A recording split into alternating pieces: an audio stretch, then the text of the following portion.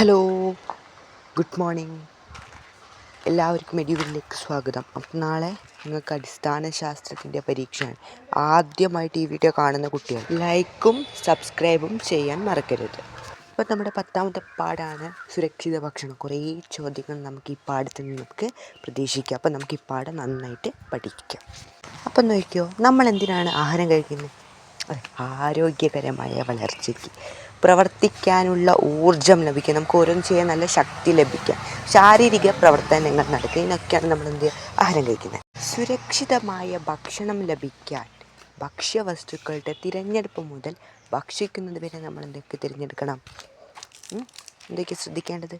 അതെ, ഭക്ഷ്യവസ്തുക്കളുടെ തിരഞ്ഞെടുപ്പ്. നമ്മളൊരു ഭക്ഷ്യവസ്തു എടുക്കുമ്പോൾ അത് കേട് വന്നിട്ടുണ്ടോ, അതിൻ്റെ നിലവാരങ്ങളൊക്കെ നമ്മൾ അറിഞ്ഞതിന് ശേഷം വേണം അത് തിരഞ്ഞെടുക്കാൻ.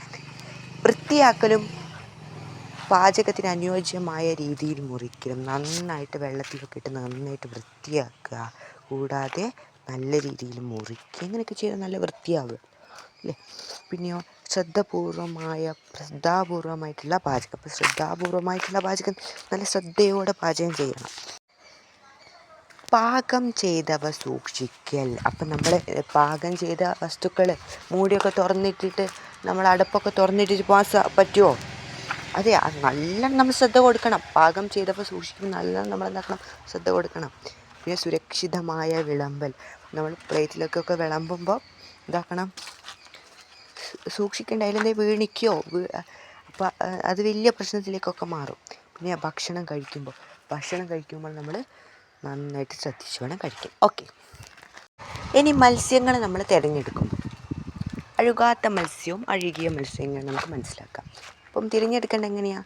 വിരൽ കൊണ്ട് അമർത്തുമ്പോൾ കുഴിഞ്ഞു പോകുന്ന വിധം പൂർവ്വസ്ഥിതികളാകുന്നതാണ് നമ്മൾ തിരഞ്ഞെടുക്കേണ്ടത്.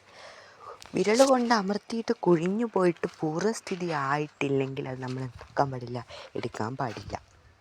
പുറംതൊലിയിൽ ചെറിയ തോതിൽ ഈർപ്പവും തിളക്കവും വേണം. കുറച്ച് ജലാംശം ഉണ്ടാവണം, കുറച്ച് തിളക്കം വേണം.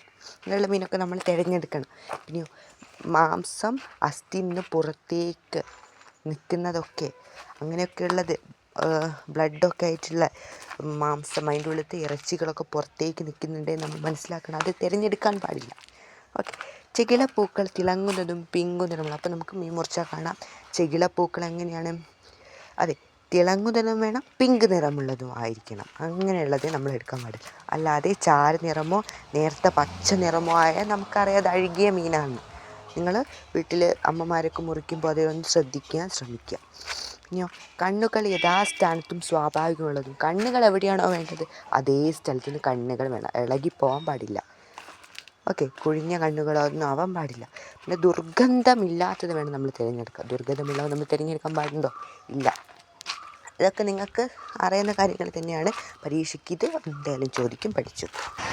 ഇനി നോക്കൂ, കടകളിൽ നിന്ന് പാലോ അതോ പാൽ ഉൽപ്പന്നങ്ങളോ തിരഞ്ഞെടുക്കുമ്പോൾ നമ്മൾ എന്തൊക്കെ കാര്യം ശ്രദ്ധിക്കണം? നോക്കി, കവറിൽ ലോഗോ ഉള്ള പാലുകൾ. അപ്പോൾ ലോഗോ ഉണ്ടാവണം പാലിൻ്റെ കവറിൻ്റെ മുകളിൽ. അങ്ങനെയുള്ള മാത്രമേ നിങ്ങൾ എടുക്കാൻ പാടുള്ളൂ, ഉറപ്പാണല്ലോ. നിറം മാറ്റമുള്ള പാൽ.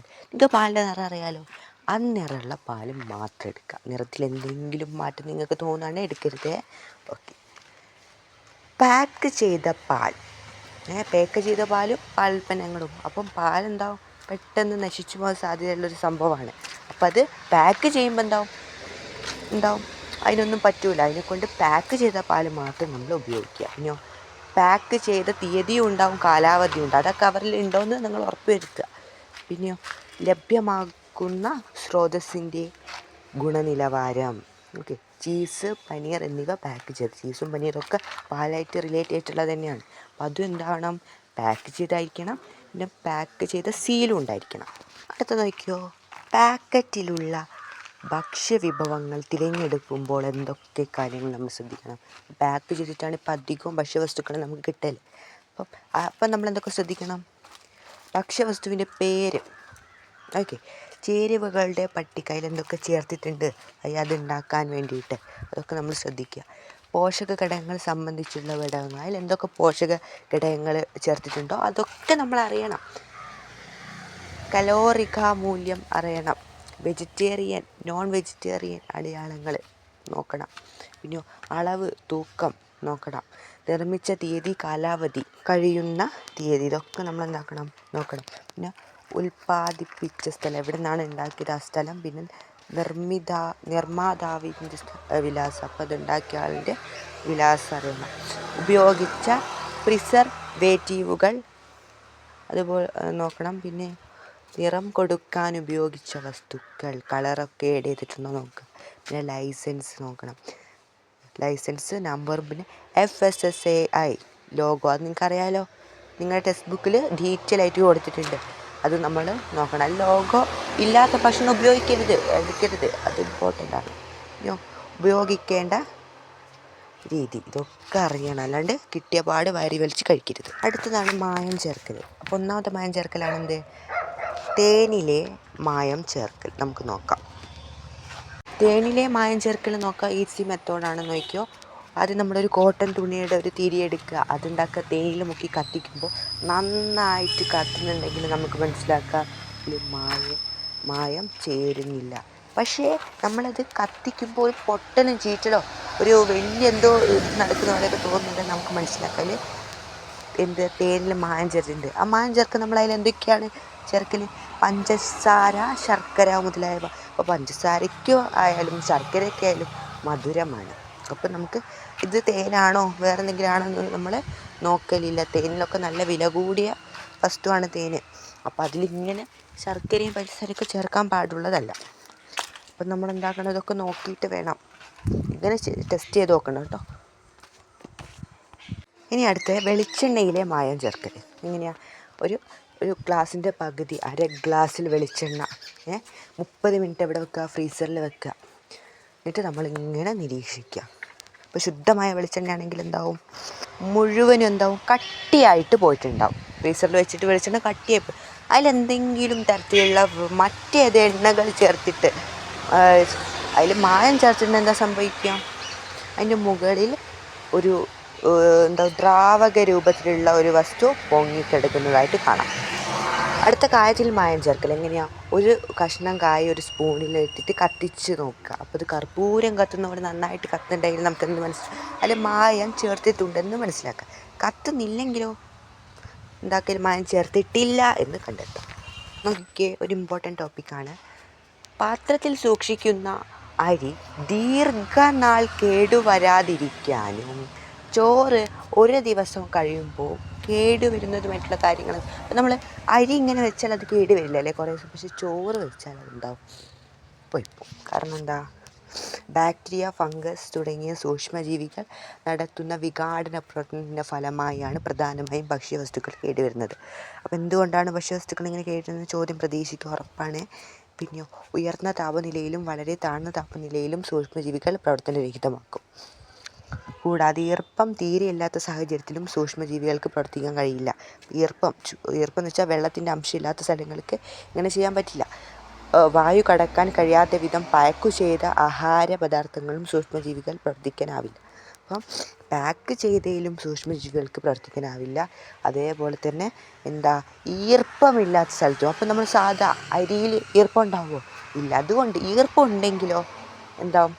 ബാക്ടീരിയകൾ പ്രവർത്തിക്കും. അപ്പം ഇമ്പോർട്ടൻ്റ് ആണ്, പഠിക്കുക. അടുത്ത നോക്കിയോ, ശർക്കരയിൽ എന്തിനാണ് റെഡോമിൻ ബി ചേർക്കുന്നത്? ശർക്കരയ്ക്ക് നല്ല നിറം ലഭിക്കാൻ. ശർക്കരയിൽ റെഡോമിൻ ബി ചേർക്കുന്നത് കൊണ്ടുള്ള ദോഷം എന്താ? റെഡോമിൻ ബി ചെറിയ അളവിൽ പോലും ശരീരത്തിനുള്ളിലെത്തിയാൽ ക്യാൻസർ പോലെയുള്ള വലിയ തരത്തിലുള്ള രോഗങ്ങൾ വരും. അപ്പം റെഡോമിൻ ബി ചേർത്ത ശർക്കരകളൊക്കെ നമ്മൾ കഴിച്ചു പോയാൽ നമുക്ക് എന്തുവരും? ക്യാൻസർ പോലെയുള്ള മാരകമായിട്ടുള്ള, ചെറിയ രോഗങ്ങളൊന്നുമല്ല, മാരകമായിട്ടുള്ള രോഗങ്ങൾ വരും. ഓരോ രീതിയിലും സൂക്ഷിച്ചിരിക്കുന്ന ഭക്ഷ്യവസ്തുക്കളുടെ ഒരു പട്ടിക ഞാനിവിടെ വെച്ചിട്ടുണ്ട്, അതൊന്ന് പഠിക്കാം. അടുത്ത് നോക്കൂ, ഉപ്പു ലായനി എന്നിവയിൽ സൂക്ഷ്മജീവികൾക്ക് നിലനിൽക്കാൻ കഴിയില്ല. എന്തുകൊണ്ടാണ്? ഉപ്പിലിട്ട് വയ്ക്കുന്ന ഭക്ഷണ സാധനങ്ങൾ ജലാംശ ഉപ്പുലായനി വലിച്ചെടുക്കും. അപ്പോൾ നമ്മളൊരു ഉപ്പിലിട്ട മാങ്ങ കിട്ടിയാൽ അത് ഉണങ്ങി ചുരുണ്ടു പോകും അല്ലേ? ഭക്ഷണ സാധനങ്ങളിൽ നിന്ന് മാത്രമല്ല അവയോടൊപ്പമുള്ള സൂക്ഷ്മജീവികളുടെ കോശങ്ങളിലെ ജലാംശം ഉപ്പ് വലിച്ചെടുക്കുന്നു. സൂക്ഷ്മജീവികൾക്ക് കോശങ്ങളിൽ നിന്ന് ജലം നഷ്ടപ്പെടുമ്പോൾ അവ നശിച്ചു പോകുന്നു. അതുകൊണ്ട് കുറച്ച് ഭയമുള്ളത് കൊണ്ടാട്ടോ. ഈ പാഠത്തിൽ വെരി ഇമ്പോർട്ടൻ്റ് ആയിട്ടുള്ളൊരു കാര്യമാണ് പാസ്ചറൈസേഷൻ. നോക്കൂ, പാൽ കേടുവരാതെ സൂക്ഷിക്കുന്നതിനുള്ള ഒരു മാർഗ്ഗമാണ് പാസ്ചറൈസേഷൻ.